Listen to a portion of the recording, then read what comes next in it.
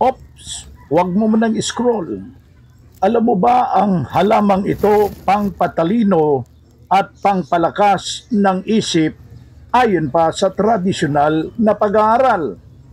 Alam mo ba na ang lamang ito'y kilala sa tawag na water hyssop o bakupa monyere, isang maliit na halaman na madalas tumutubo sa mga basang lugar tulad ng tabing ilog, sapa.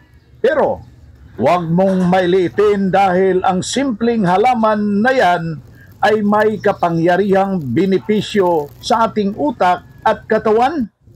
Una, benepisyo nito pangpatalino at memory booster.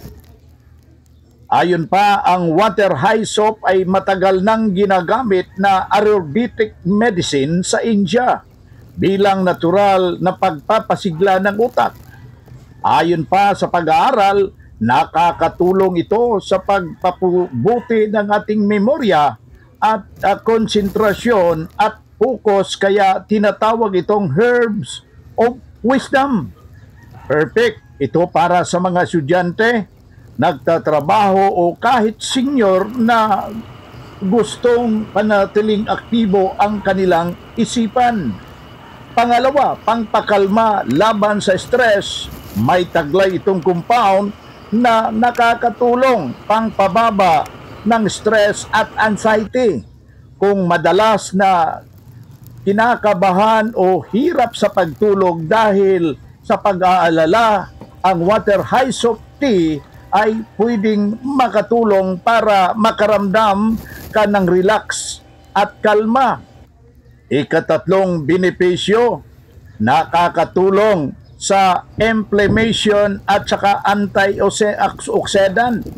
Ito ang sagana sa antioxidants na tumutulong na labanan ang free radicals, yung sanhi ng pagtanda ng sakit sa cells ng ating katawan. Nakakatulong din ito pang pababa ng pamamaga, anti-inflammatory. Kaya mainam ito sa may mga arthritis o chronic pain.